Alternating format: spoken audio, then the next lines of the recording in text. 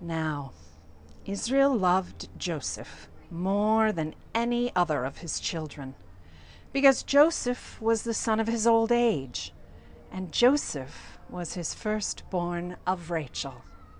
She, younger daughter of Laban, the love of Israel's wives.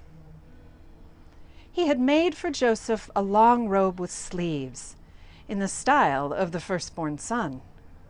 Joseph was a teenager, many years younger than Reuben, the firstborn son of Israel and Leah, older daughter of Laban and Israel's first wife. When his brothers saw that their father loved Joseph more than all his brothers, that he was given the dominion of the firstborn, they hated him and could not speak peaceably to him. In those years, dreams were seen as prophetic and visionary. Joseph, being only a teen, had such a dream, and in his excitement told it to his big brothers. This caused them to hate him even more. Hey, brothers, listen to this dream that I had. We were all there, finding sheaves of wheat in the field. Suddenly, my sheaf stood and rose upright, and your sheaves gathered round and bowed down to my sheaf. Yeah, sure. Of course Come it did. on, Sure it really? did. I'm sure that happened. Are you Yeah. indeed to reign over us? Are you indeed to have dominion over us? Come on, he's a boy. Come on, get real. Can't be. So they hated him even more because of his dreams and his words. Now his brothers went to pasture their father's flock near Shechem. Israel said to Joseph, "Are not your brothers pasturing the flock at Shechem? Come, I will send you to them." Joseph answered, Here I am. Go now, and see if it is well with your brothers and with the flock, and bring word back to me. So he sent him from the valley of Hebron. He came to Shechem, and a man found him wandering in the fields. The man asked him, What are you seeking? I am seeking my brothers. Tell me, please, where are they pasturing the flock?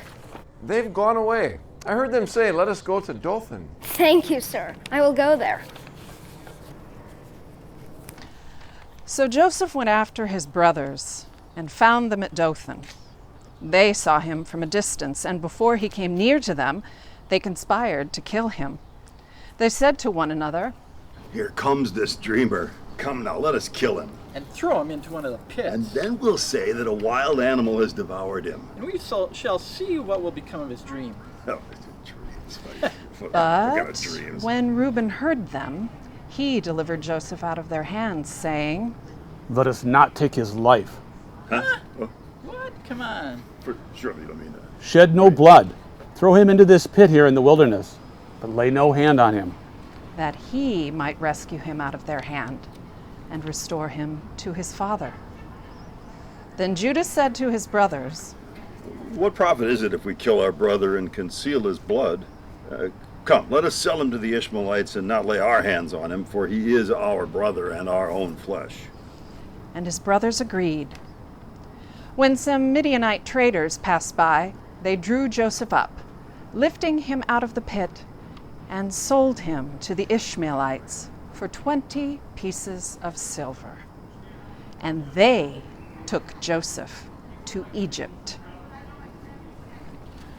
When Reuben returned to the pit and saw that Joseph was not in the pit, he tore his clothes. He returned to his brothers and said, The boy is gone. And where can I turn? Then they took Joseph's robe, slaughtered a goat, and dipped the robe in the blood. They had the long robe with sleeves taken to their father, and they said, This we have found. See now. Whether it is your son's robe or not. It is my son's robe. A wild animal has devoured him. Joseph is without doubt torn to pieces. Then Jacob tore his garments and put sackcloth on his loins and mourned his son for many days. Many years passed, and Israel died an old man. Realizing that their father was dead, Joseph's brothers said, What if Joseph still bears a grudge against us? And pays us back in full for all the wrong we did to him. So they approached Joseph, saying, Your father gave this instruction before he died. Say to Joseph, I beg you, forgive the crime of your brothers and the wrong they did in harming you, now therefore, please, Forgive the crime of the servants. of the God of your father. Oh, my. No, please. we are here. As Your slaves. Don't be afraid. Am I in the place of God? Even though you intended to do harm to me, God intended it for good, in order to preserve a numerous people, as he's doing today. Have no fear.